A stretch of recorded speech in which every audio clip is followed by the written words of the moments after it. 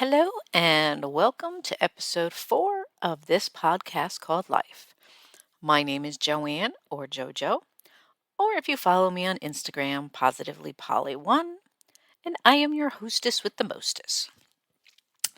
This episode is going to be on, I guess, societal or society issues with living a childless life, meaning child free, not having children, regardless of whether it is by choice or by circumstances. And let's get started. All right. Society to me, I don't know about you, but to me is a very weird thing. Why is it that strangers get to decide what is right or wrong, or accepted or not accepted for our lives? I don't know these people. Do you? Why do they get to decide?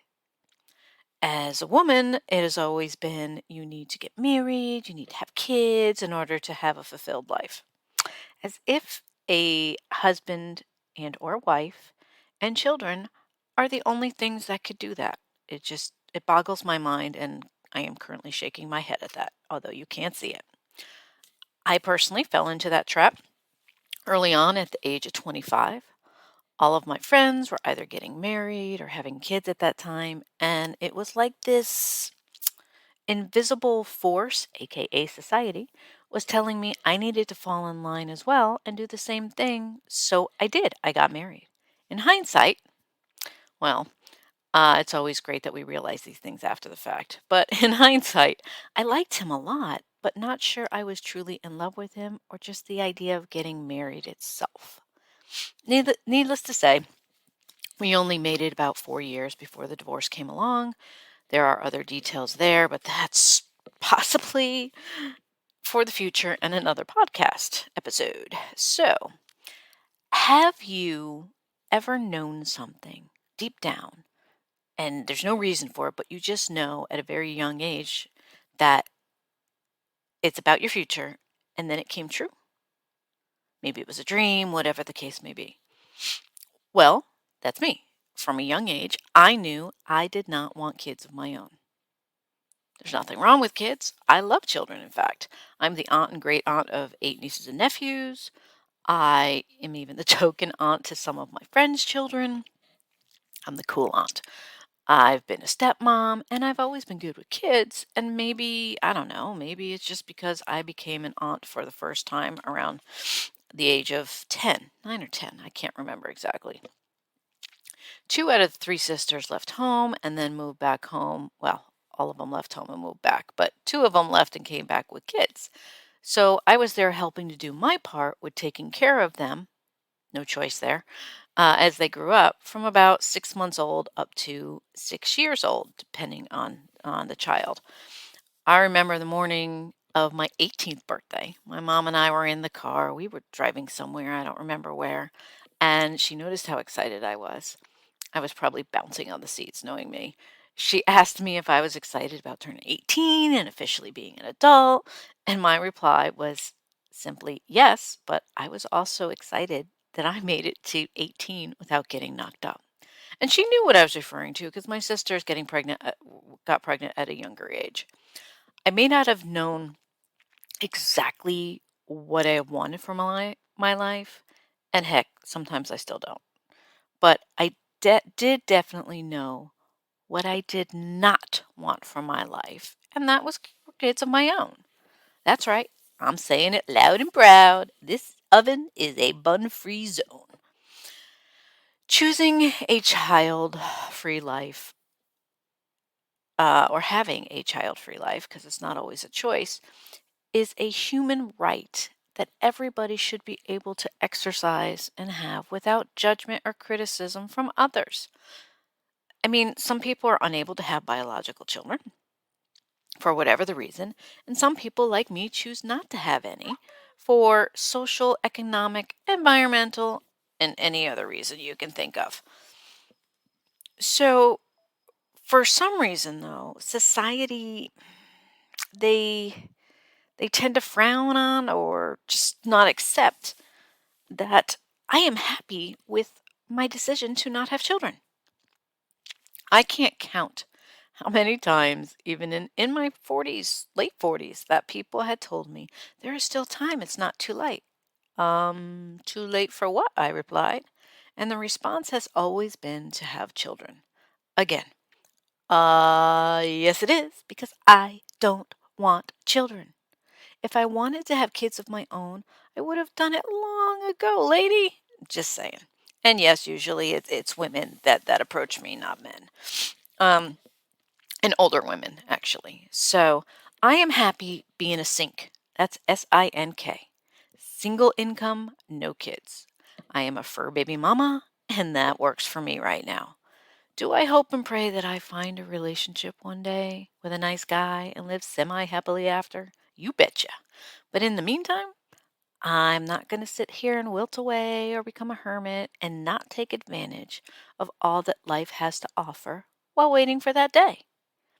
I believe everybody should march to the beat of their own drum in life. Each person has their own path in life and to take, and we should all let them enjoy their own journey without forcing our wants and desires into their life choices.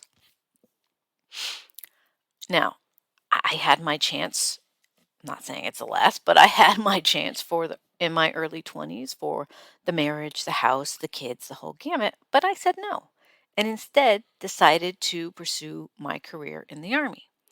And back then it was sort of an ultimatum. Well, if you continue to stay in the army, then I'm gone. Otherwise, we get married, have kids, house. Nope, wasn't for me. Yeah, it hurt at the time, but you know what? I'm glad I made that decision. Although I had a few relationships during the time of my career, kids of my own were never a topic on the table, and I was okay with that.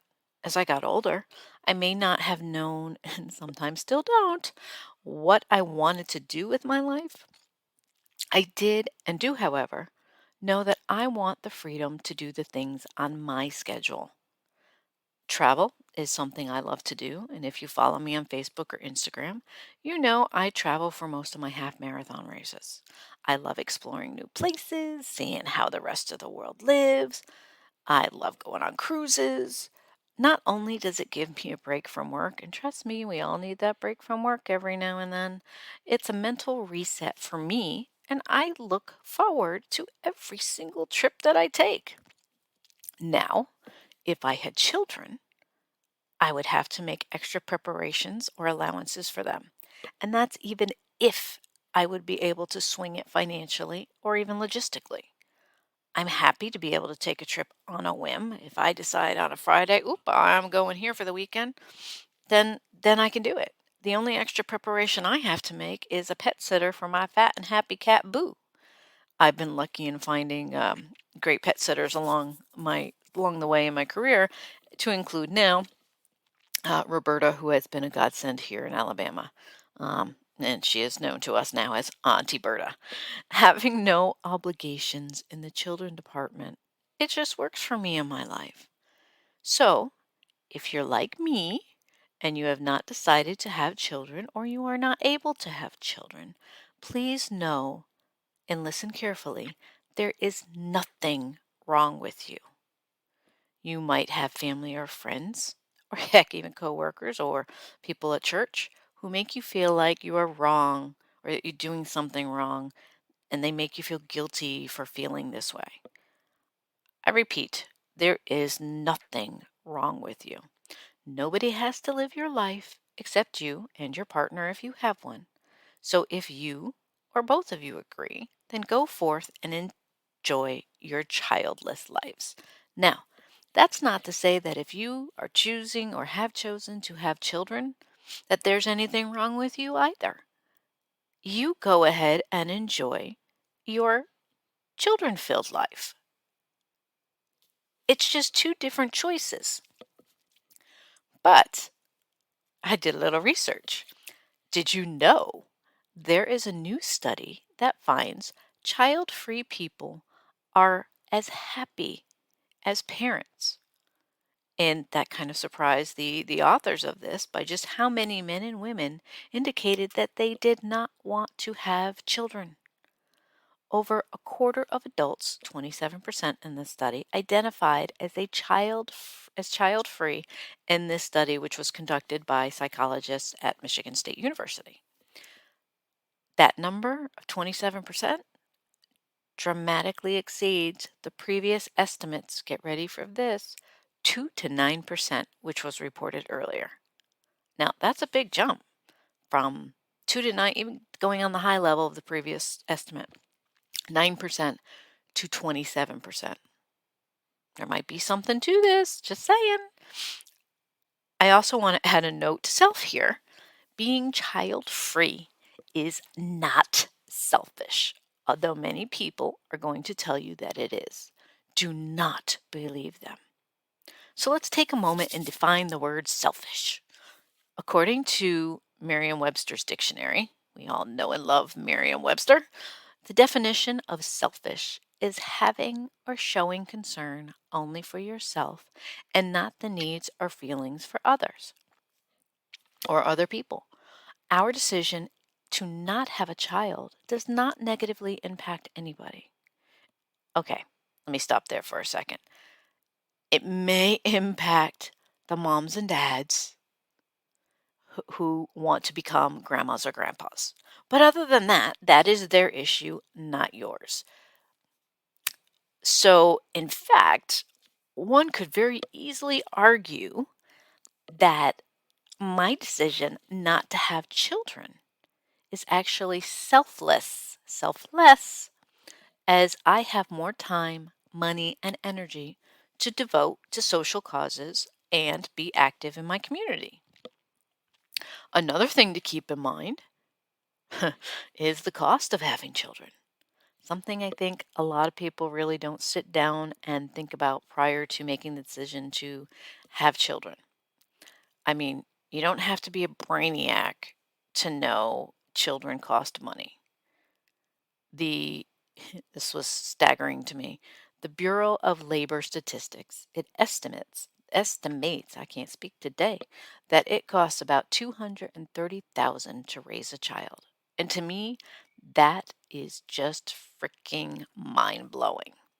But that being said, let's let's cover that's raising a child. Let's cover the cost of having a child. Now, the Kaiser Family Foundation stated that the average bill for doctor's fee and hospital charges runs about $9,700, and that's for a normal delivery, and roughly about $12,500 for a cesarean section. I mean, think about it. Once you take the child home, the costs just keep going. It's like a taxi meter, or yeah, I guess a taxi meter, because Uber and Lyfts don't have that.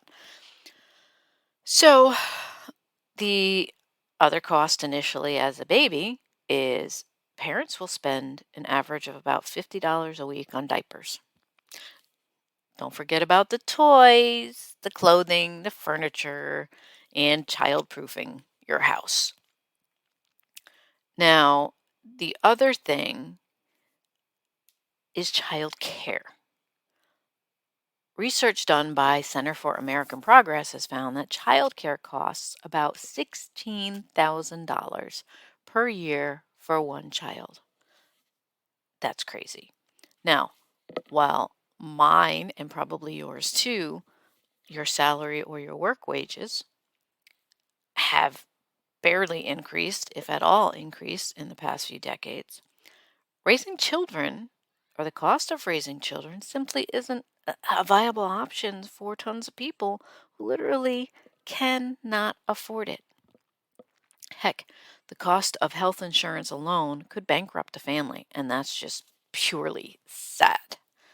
And then as they get older, I mean, it's you got to think of college costs. You have to think of,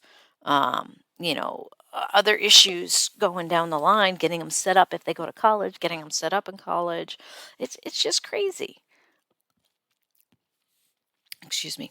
Um, I'm going back and forth between my notes here. So, and don't get me wrong.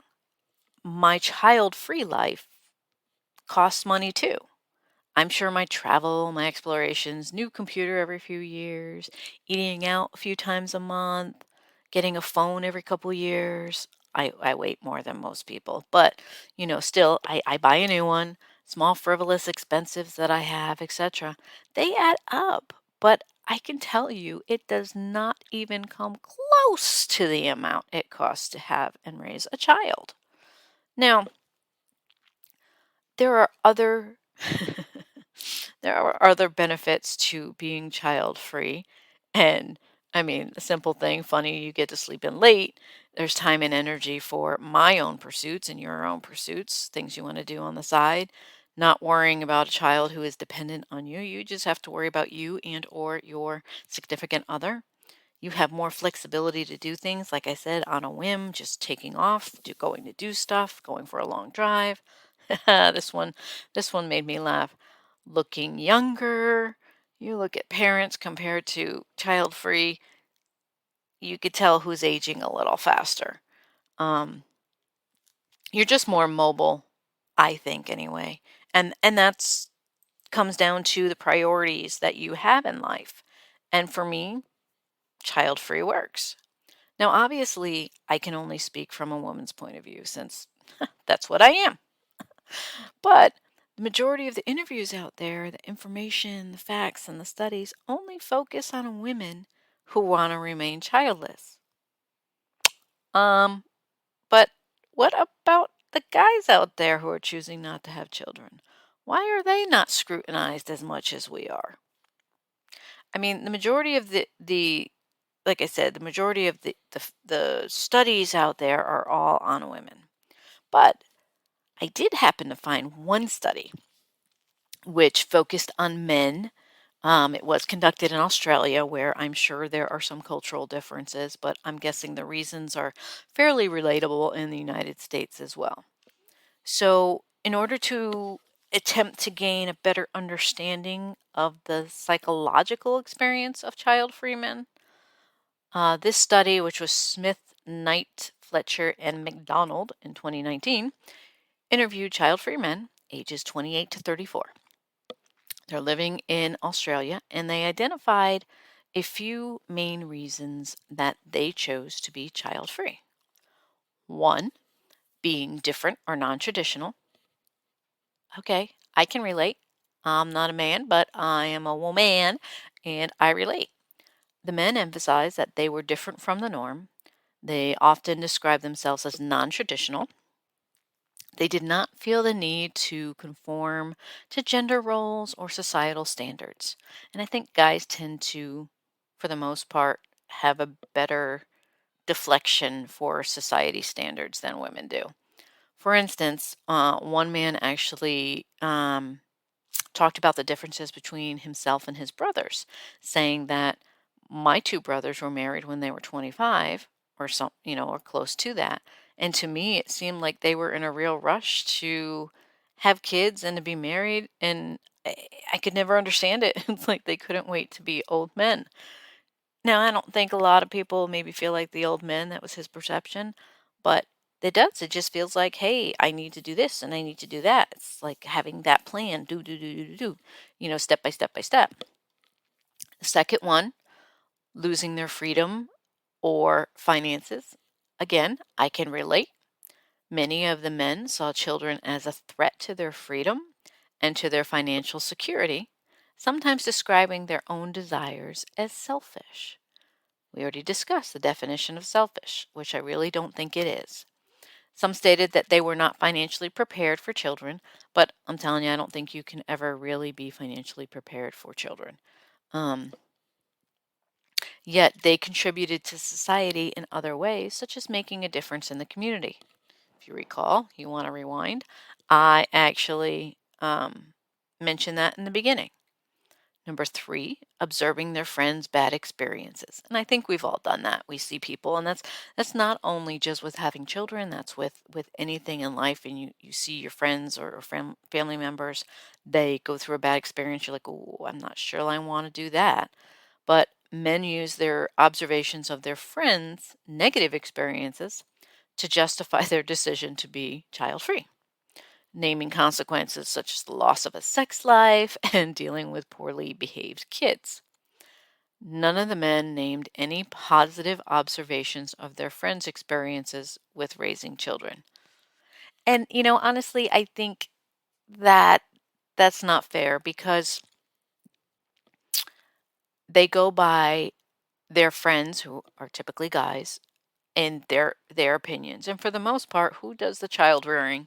It's the women, right? It's the wife. It's the one that's usually with the children longer because most times, not all the time, most times the women are either home with the kids or picking them up or whatever the case may be, where the man is usually the main breadwinner.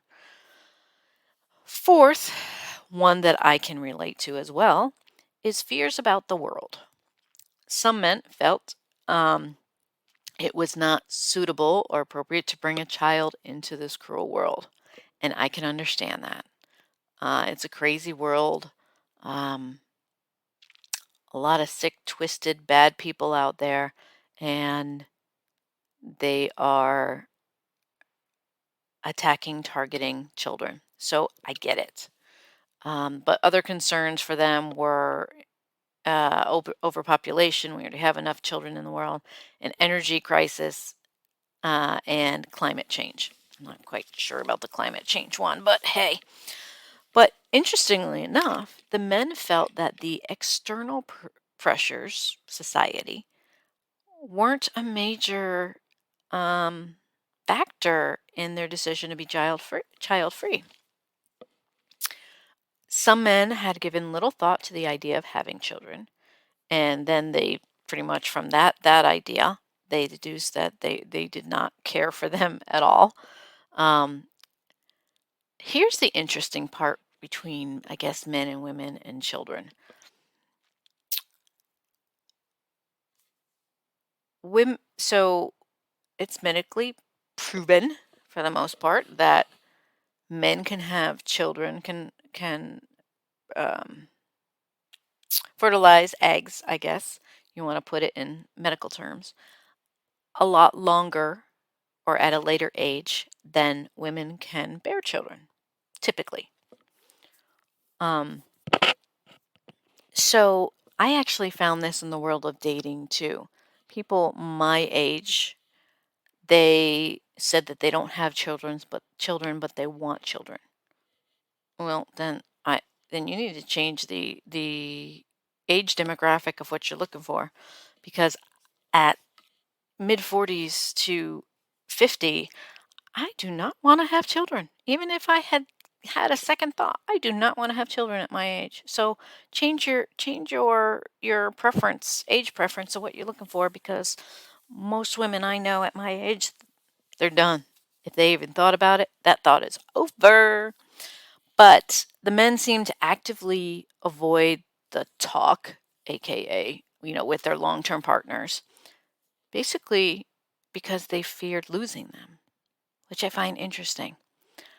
While society and family and friends were rarely seen as influencing factors, or that they influence them to continue to live a child-free life.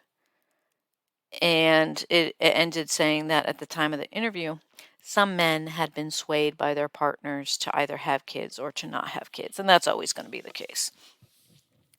But my issue is with society. Why is it a problem for other people that I choose not to have a child? I'm fairly happy in my life. Yeah, I get a little lonely sometimes. But I have great friends. And, I go do things. I have groups that I belong to, meetup groups where I meet other people, and we do things as a group. I don't see the problem with that. It's not hurting you. I remember, like I said, the only one that it tends to hurt or bother a lot of times, it closely related to you, are your parents because they want to be grandparents. I remember being asked, and if my sisters are listening to this, sorry. But I remember being asked, oh, I had to be early to mid 30s, I think. And my mom said, "Hey, we're talking on the phone." She goes, "Can I talk to you? Can I ask you a question?" I said, "Sure, you can ask. But if it's none of your business, I'm gonna say none ya." That was the way we talk with one another. And she's like, "Understood." She goes, "Do you ever plan to have kids?" I'm like, "Mom, I have kids. I have." She's like, "Oh, wait, wait, wait. Kids that do not have fur, do not have four legs and a tail." I said, "Oh, those kind of kids." I was like, "You're a fur grandbaby mama."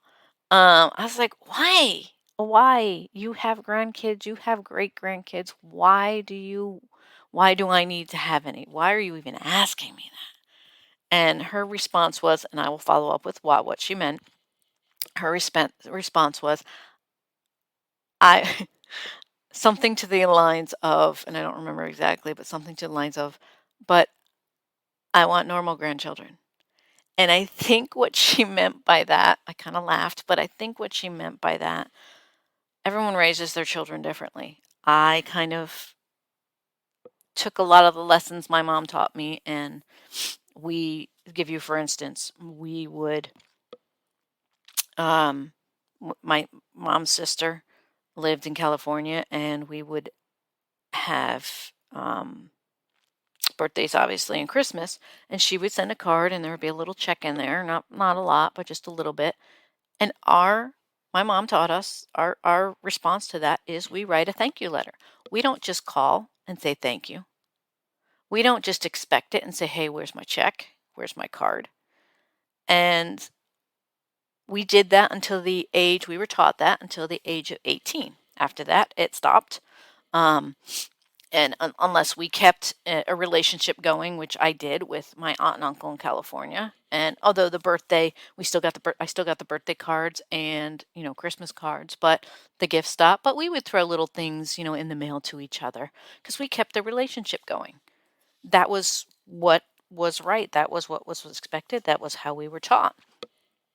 I don't believe my sisters enforced it as much as my mom did. And so I think she didn't have the true grandparent experience, I guess, with the kids. My sister started their, second lives or third lives, and they moved away. They didn't come over as often, so there wasn't a lot of the visiting. My mom didn't have a lot of money, so she didn't buy a lot of things for the kids, but she did what she could to let them know they were thinking of her. And even as as we got older or the kids got older, it wasn't enforced. And even my, nieces and nephews, I don't know if they didn't understand it, if their parents didn't tell them, but even my niece who has a daughter of her own, she didn't enforce that on a regular basis. I mean, she would. My great niece would say thank you, and a lot of times it was, oh, usually it was from my niece that said, "Oh yeah, Nadia said thank you." Um, I don't hear Nadia saying thank you. No letters, no nothing. Um, Again, to me, that's just a respect thing. So, bottom line is, I just want to cover this because, like I said, I'm trying to cover topics that matter to me, and hopefully they matter to you. And